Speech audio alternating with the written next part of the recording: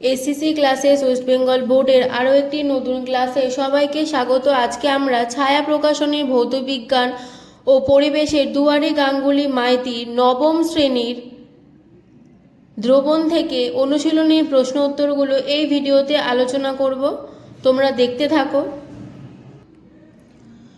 অনুশীলনীর বিভাগ কয় বহু বিকল্প ভিত্তিক প্রশ্ন এমসিকিউর প্রথম প্রশ্নটা রয়েছে, প্রকৃত দ্রবণ, কলয়ের দ্রবণ ও প্রলম্বনের কণাগুলির আকার বৃদ্ধির ক্রম হলো।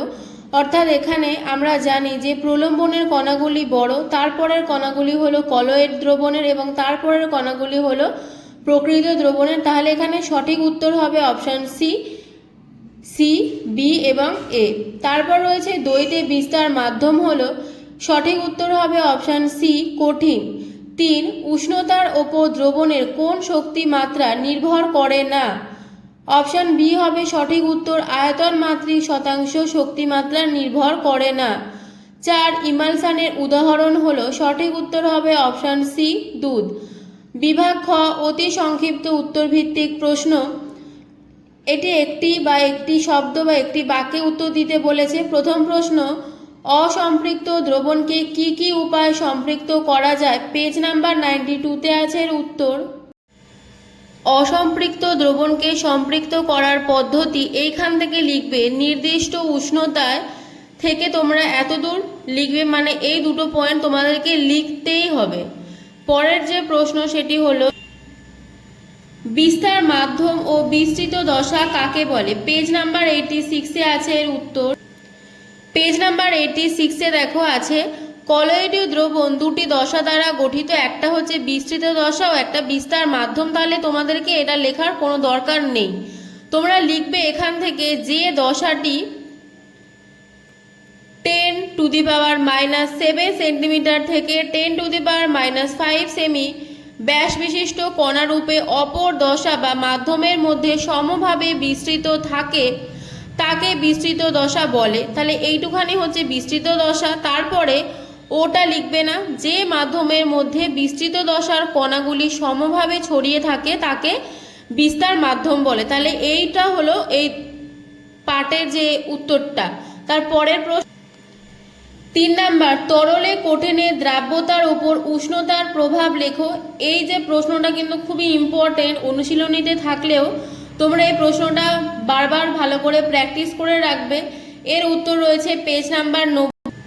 পেজ নাম্বার 90-এর মধ্যে তোমরা উত্তর লিখবে যে নির্দিষ্ট উষ্ণতায় 100 গ্রাম দ্রাবকে সর্বাধিক, এইখান থেকে তোমরা এতটা লিখবে উত্তর, বা আমি দেখাচ্ছি দেখো 90 পেজের, এইখান থেকে তোমরা এতটা উত্তর লিখবে। দেখো ব্র্যাকেট করা আছে, তার দাগ নাম্বারও দেওয়া রয়েছে। পরের প্রশ্ন হল, একটি প্রলম্বনের উদাহরণ দাও। পেজ নাম্বার 87-এ আছে এর উত্তর।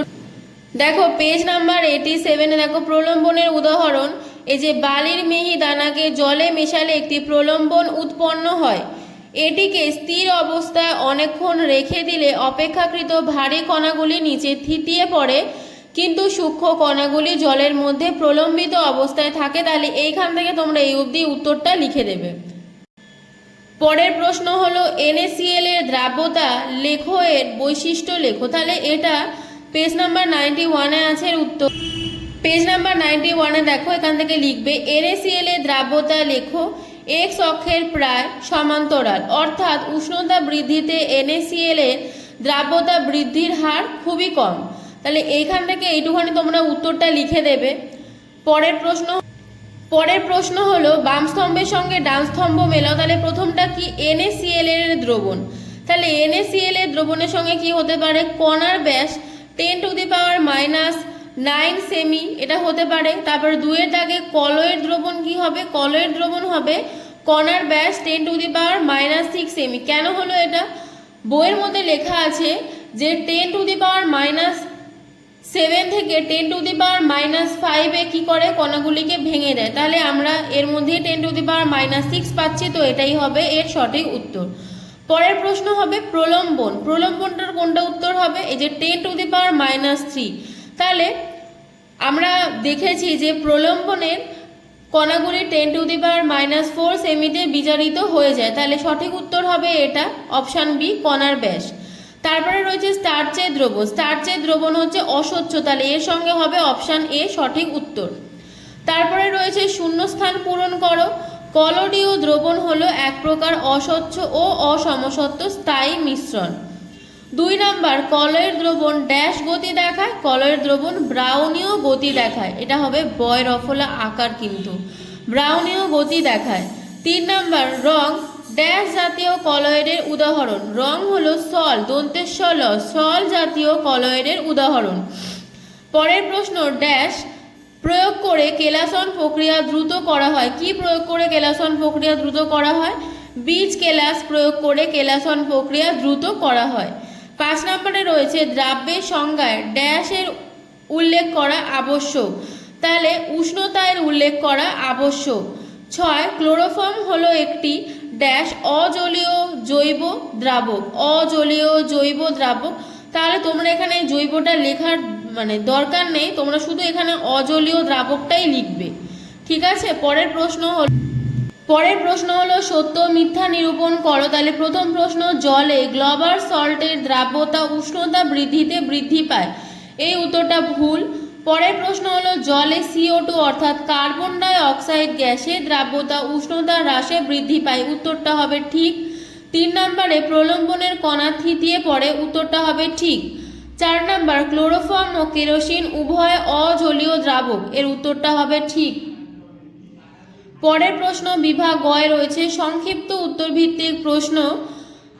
2টি টেস্ট টিউবের একটিতে সম্পৃক্ত ও অপরটিতে অসম্পৃক্ত দ্রবণ আছে, এদের কিভাবে শনাক্ত করবে? উত্তর রয়েছে পেজ নাম্বার 93-তে। পেজ নাম্বার 93 এর মধ্যে তোমরা লিখবে যে এখান থেকে উষ্ণতা অপরিবর্তিত রেখে প্রদত্ত দ্রবণের নমুনায় আরও কিছুটা দ্রাব্য যোগ করে ভালোভাবে নাড়ানো হলে যদি দ্রাবের কিছু অংশ বা সম্পূর্ণ অংশ দ্রবীভূত হয়ে যায় ও দ্রবণের ঘনত্ব বৃদ্ধি পায়, তবে প্রদত্ত দ্রবণটি ওই উষ্ণতায় অসম্পৃক্ত। 2 নাম্বার লিখবে যদি সংযুক্ত দ্রাবকের সম্পূর্ণ অংশ অদ্রবীভূত অবস্থায় পাত্রের তলায় থিতিয়ে পড়ে ও দ্রবণের ঘনত্ব অপরিবর্তিত থাকে, তবে প্রদত্ত দ্রবণটি ওই উষ্ণতায় সম্পৃক্ত। অর্থাৎ এখান থেকে উত্তর লিখতে হবে, কিন্তু এই উষ্ণতা অপরিবর্তিত থেকে এতটা, এই উত্তরটা লিখতে হবে। পরের প্রশ্ন রয়েছে জলের মধ্যে DNA কিভাবে দ্রবীভূত হয়? উত্তর রয়েছে পেজ নাম্বার 89-এ।